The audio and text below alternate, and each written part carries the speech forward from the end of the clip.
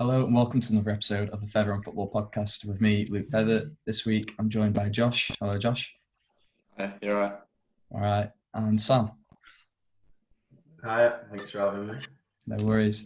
So this weekend, probably the biggest game of the season so far. It's got Chelsea against Liverpool. So I thought we'd get a Chelsea fan in and a Liverpool fan in just to preview the game a little bit. So starting off with Liverpool, in your last game against Leeds, obviously great game to watch really for the neutral. Probably a little bit of a heart stopper for a Liverpool fan. Yeah. What are your thoughts on the game?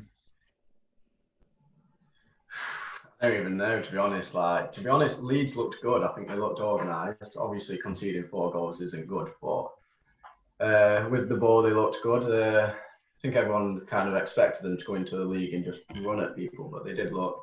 Phillips looked really good, playing some good passes.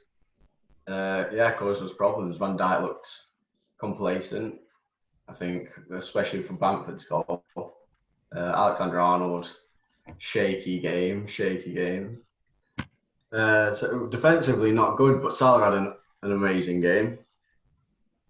Mane and Firmino quite quiet, but it's the first game of the season. You can't judge anything yet, can you? I suppose so. And you touched on it a bit there about Van Dijk. He's come under fire a little bit from a Liverpool legend, actually, Jamie Carragher. He said that he's getting a bit sloppy and a bit arrogant. What are your thoughts on that? He definitely is. After the break at the end of the last season, he was the same.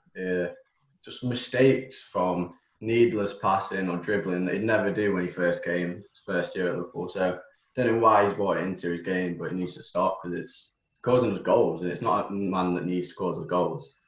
Feels like Klopp just needs to have a sit down with him and just say, look, you are getting complacent. You're getting a bit too big for your boots.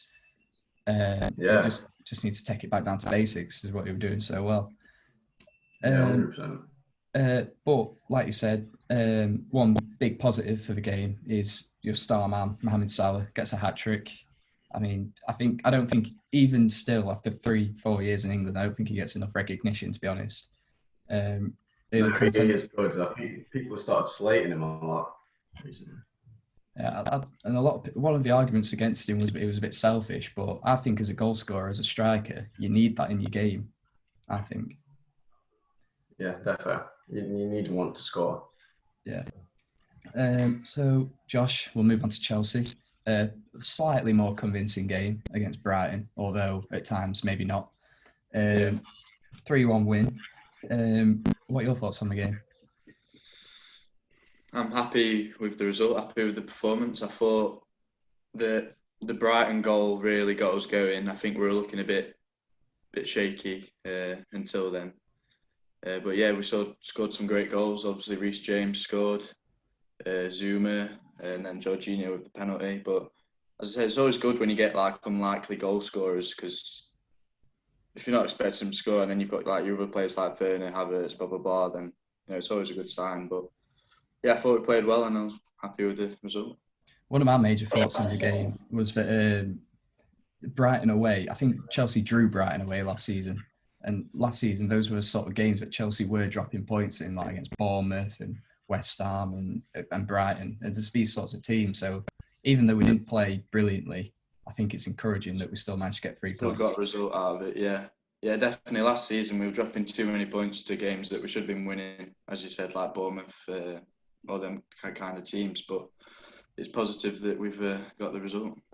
And I think a lot of Chelsea fans came away from the game with one major negative again, which is the keeper. Yeah, do you see a future for him at Chelsea? I like him, to be honest. I've always liked him. I think he's still got potential. I think he's just prone to a mistake every game, which for a top club like us, it's not really ideal. But yeah, he probably should have saved the one against Brighton. Obviously, we're looking at that Mendy, aren't we, at the minute? Yeah. Just I'm not really too sure. Lampard seemed to be happy with him, but whether he's just saying that for the for cameras and stuff like that. That's it. That's my thoughts about it, to be honest. Like, it's very unlike a manager to come out and slate a goalkeeper, especially a goalkeeper, because he is, a goalkeeper more than anywhere else. You need confidence, And if your manager's coming out and publicly slating you, then it's not going to do a lot for your Yeah. confidence. So, Yeah, true, very true. and what did you think of the new boys, Werner and Havertz? Werner, I thought played very well, always making the runs behind defenders, very quick. Obviously won the penalty, which is good. He had a couple of shots, but yeah, I thought he played good.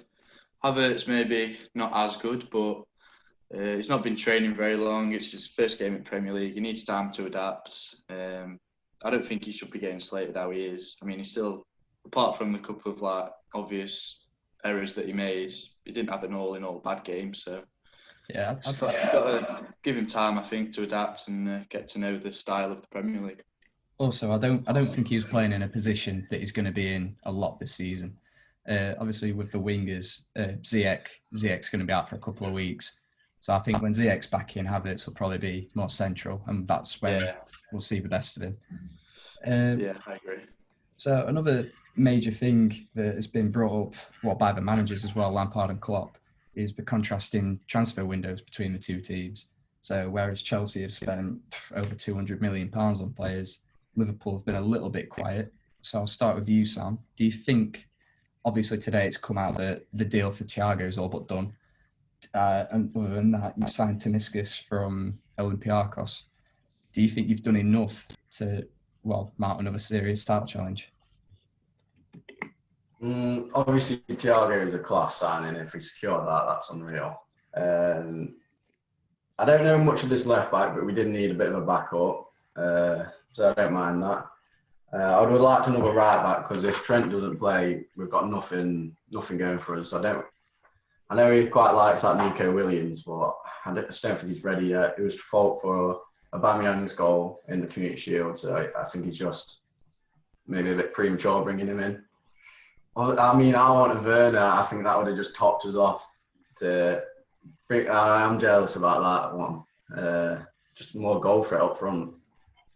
And obviously today, it's not confirmed, but it's a lot of people are reporting that Ryan Brewster's on his way to Sheffield United. I've looked on Twitter to get some Liverpool fans' reaction from that, and it's safe to say they're not happy that Origi is still at the club and Ryan Brewster's being let go. So what do you think? Yeah, I'm not sure about that one. I quite like Brewster. Obviously, Origi's done a lot for the club recently, but is he good enough? If it's just whenever we're 1-0 down in the game or drawing the game, we bring him on. I'm just not ever confident that he's the one to grab the winner or change the game. Yeah, I think it's becoming a bit of sentimental value with Origi. Obviously, he's got that night in the Champions League against Barcelona, and he scored in the final as well. And the goal against Everton, to be fair, but this is all 2 years ago. If Liverpool wanted to push on and improve, they can't be having players like Origi in the squad, in my opinion. No, that's why when obviously before you bought Werner, we were linked with him, and I think it's as good a signing for you to have him in your squad and to take him off of us. Really, I think it's a win-win for Chelsea. I think exactly. So with that in mind, I'll just read off some of the names that Chelsea have bought this summer. Brought Ziyech in, Timo Werner, like we mentioned, Thiago Silva on a free, Kai Havertz, obviously, record signing, Ben Chilwell and Malang Sarr, who's going to be going back out on loan. Josh, how would you rate Chelsea's transfer window? Probably one of the best we've ever had, to be honest. I think it's clear that Frank's heavily invested this year. He wants to build Chelsea back up to what we used to be, Champions League winning team. Good signings overall. I think all we've needed him. We need a new left back. Ben Chilwell, English and young. He's a good player.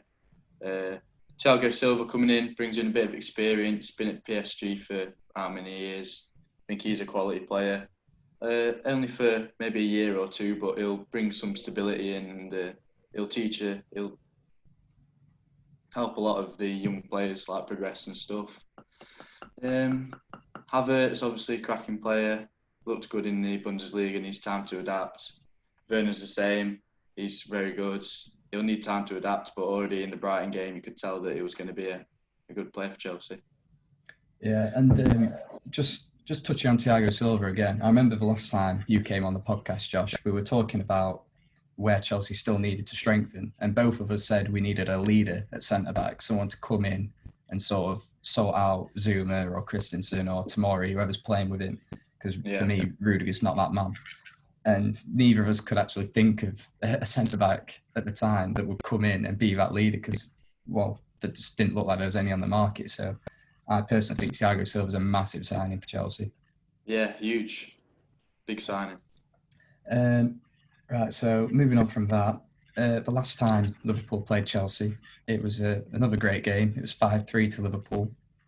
A little bit of a rivalry spawned, I think, in that game between the two managers.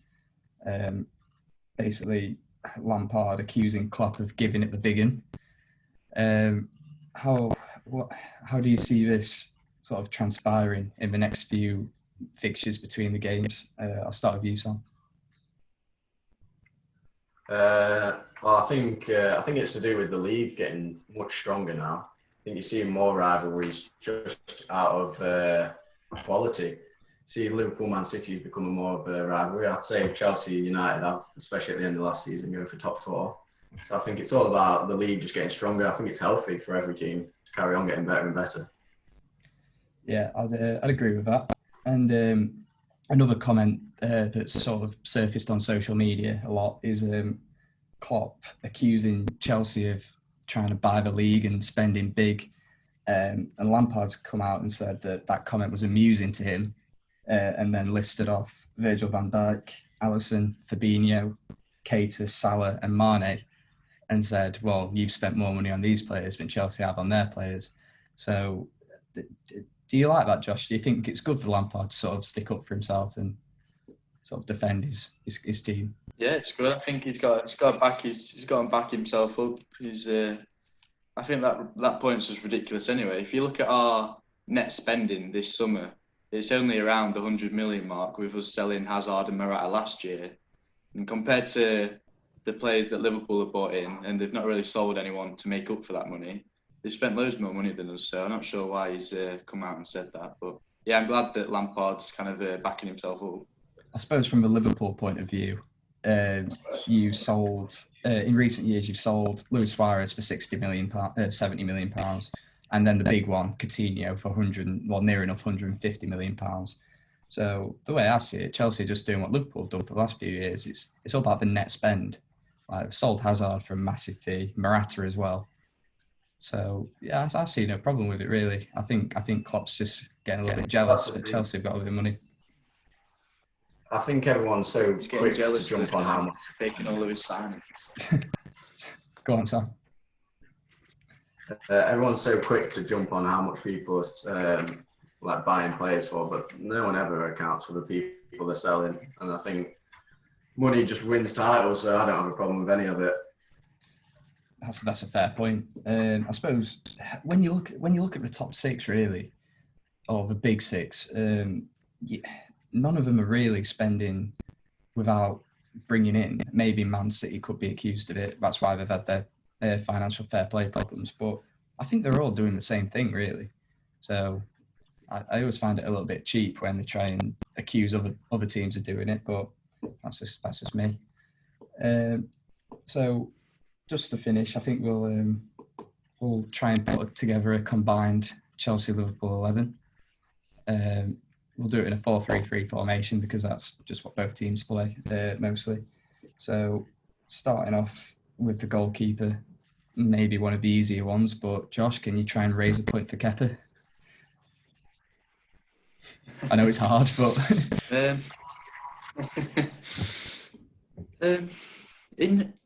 Kepa does have a couple of big saves in him. If he's on form, then I could play him, but obviously for me it's got to be Alisson in the goal. Yeah. Probably one of the best goalkeepers in the world. So for me, not much to debate there. Yeah, I think that was a bit of a harsh one to start with Kepa on, to be honest. But so we'll agree on Alisson then. Yeah. Sam, who would you put at right back? See, I do like James, Reece James, but it would have to be Alexander-Arnold, I think, just for his going forward, his abilities going forward. I can agree with that, but Josh, have you? What do you say I about think I James? would also go for Arnold, but if you can already see like qualities that Arnold has, James is like having. Like James is obviously young. They're both young, but I can definitely see why people would choose Reece James because obviously he scored that goal the weekend. He's strong. He's very physical on ball. You know, he's a good player. So it's a tricky one, but I'd probably go for Arnold for crosses and stuff like that. Okay, so we're both agreed on Arnold then. Yes. Right. In theory of this becoming an all Liverpool team, well, I think we can all agree on Van Dijk. Just get that one out of the way. Yeah. And But Josh, who would you partner Van Dijk? I actually chose Thiago Silva. I know he's much older than a couple of other options I could have gone for, but the experience that he brings, I think alongside any centre back, he'll do great and he'll teach them many things. And anyone that he pairs up with will be a good combination. Sam, would you agree with that, or maybe Gomez or Matip? See, I do think Gomez is good, but I can't argue that he's better than Thiago Silva. I think Thiago Silva and Van Dijk in someone's defence, no one will be getting past them. That just screams clean sheets to me, if I'm honest. Yeah. Then, so we'll move on to the left back. I think the main two here will be Ben Chilwell and Andy Robertson. So, Josh, why should Chilwell be in the team? Chilwell is a very good player. English, of course, so got to back him up for that. But he proved himself at Leicester, and I think it'll be interesting to see how he performs in more of like a top six kind of club, alongside better players as well. So it'll be interesting. Obviously, Robertson's great, really, and yeah, I probably would go for Robertson. Sam, would you agree with that? Yeah, I do like Chilwell. I don't know. It's one of those. Is he worth 50 million? I wouldn't have thought so, but you had to buy one to improve, I think. But I think I'd also stick with Robertson. I think the value for Bunny as well, Robertson just edges it as well. Just edges it for £8 million. That was a good buy. Yeah, it was a great signing. So moving on to, we'll say, defensive midfield. I think this one might have a bit more debate. The two I've got in mind are Kante and Fabinho. So we'll start with you, Sam. Who would you put in? What a tough one. I think Fabinho is so good at winning the ball back, and when we're attacking with our wing backs going up, he's almost like a third centre back. But Kante, I think Kante is just something else. He's just different gravy. So good. Yeah. Okay. Josh, who would you put? Yeah, I think I'd go with Kante, although he's slightly older. I think he's better at winning the ball back. I think going forward he's strong, very hard working, and I think I'm gonna have to go with Kante on this one. One point I would also put for Kante is Liverpool played a large part of their season last year without Fabinho, and Henderson just slotted in and they carried on winning games. But you can genuinely see a massive improvement in Chelsea's performances when Kante is in the team, and they really do miss him when he's not there. So, we agreed on Kante? Yeah. Yeah. Okay, so we'll just say two other central midfielders. Josh, who have you put in? My first one is actually Havertz. Maybe a bit controversial. Obviously, he's only just come in, but I think he's got so much potential, and once he adapts to the Premier League, if he carries on how he was at Leverkusen, then I think he'll be so good in midfield. I've gone with Kovacic as well. Chelsea's player of season last year. He's such a good player, winning ball back, very hard working. But I've also just put in brackets there, if Thiago did sign, then I might have to put Thiago there instead. Okay, well, as soon as though it's not been officially announced by Liverpool yet, we'll leave Thiago out because I think he would be in the team, wouldn't he? Yeah. But because we need a few more Chelsea boys in, we'll leave him out for now. Sam, who have you put in your midfield? I've put Oh, this is a tricky one. I've gone for a controversial one, and I've gone for Naby Keita. Ooh, I think he's class. He's so good on the ball, and he's so good winning the ball in the fight in their third. I think he's so underrated. I've had to whack him in. okay. And I've struggled with the other one. I think I'd have gone for someone like Jorginho. I think just one of those players that just gets the job done. Okay, so I wanted to put Henderson in, but for individual quality, couldn't argue his case. okay, so interesting one now. So is it Havertz or Keita? I'll leave that to you two to decide. Josh, Gotta be you? Havertz. Gotta be. Well, looks like we're struggling then. Well, I'll let you have Havertz because goal-wise, Keita's not done it yet, and he has been in the Premier League longer. So I'll say Havertz for potential. He could potentially be a lot better. Okay, and then so the other one, it was between Kovacic and Jorginho. As it's two Chelsea players, do we leave this to Josh as well, or do we let Sam decide? I think That's Josh. I think Jorginho is a very good player. I think he's very composed in the middle. I think he does really stabilise the whole midfield. He kind of like controls it. He spinning like passes around everywhere. The two different players really, because Kovacic is more of a ball winner, more going forward, and then Jorginho is more sitting back, like spraying passes out. But I think if we've already got Kante in there, I think that CDM kind of role is kind of suited to him, and then Kovacic should be a better slot in going forward. So we're going for Havertz, Kante, and Kovacic then. Happy with that? All Chelsea. Well, it makes up for the four Liverpool players we've got in net in the defence. So now moving on to the front line. I think this is a couple easier ones. We'll start with the central striker. So I suppose you're talking Werner, Firmino, and maybe Tammy Abraham, Origi if you're being generous. Sam, who have you gone for? Werner, can't take him out. I think you saw in the Brighton game, I know he was offside a few times, but his desire to get in behind is going to get him so many goals this season. Yeah, I think it's just what Chelsea have needed, to be fair. Like Tammy can be a little bit stationary at time, I think. Josh, would you agree with that? Yeah, a bit of a no-brainer, really. I've never really rated Firmino. I don't think he scores enough goals. I don't think he's a proper striker, to be honest. I think he's better as maybe in a false nine or a cam. I just don't think he's got the goal threat. Yeah, I'd agree with that. So we'll look at the wingers now. So left wing, you're probably looking at Pulisic and Mane. Probably a bit of a tough one, this one actually.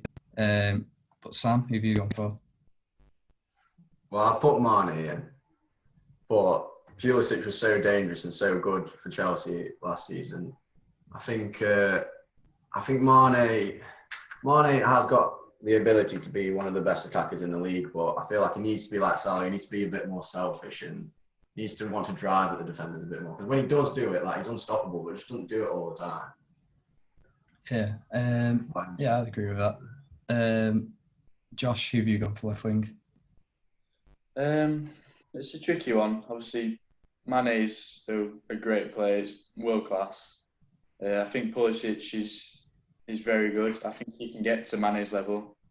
Obviously, at the end of last season, Pulisic played very well, and I think we'll miss him if we don't play him this year, and if he keeps getting injured, blah blah blah. But I think I would have to go for Mane, just because the goals that he scores and the effect that he has, I think is.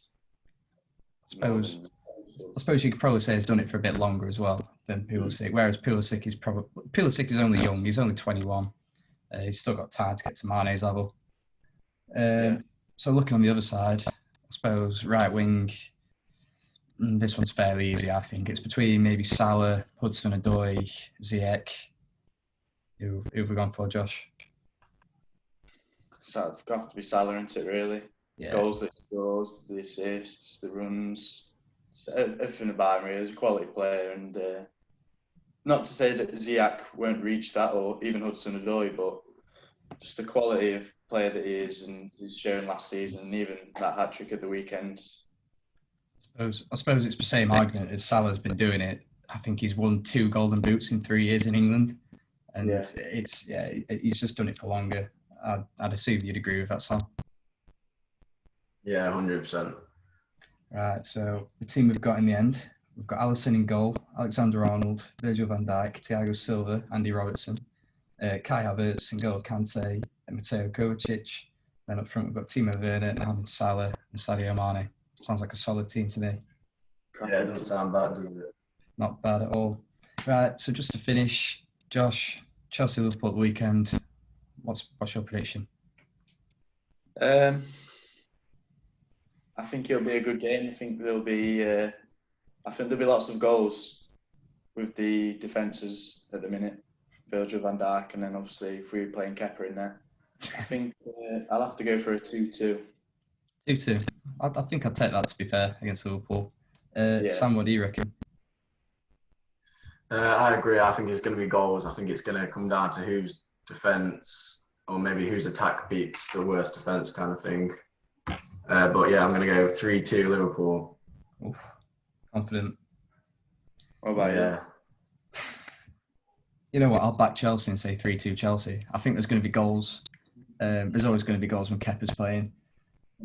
What should be 1-0 or something now? Yeah, we're 4-0 now. Yeah. Right, so I think that just about wraps it up, to be honest, boys. Well, thanks for joining me, lads. Thank you very much, Rob. Yeah, cheers. And thanks for everyone watching. If you enjoyed it, then please leave a like, share it around, and I'll see you next time. Bye.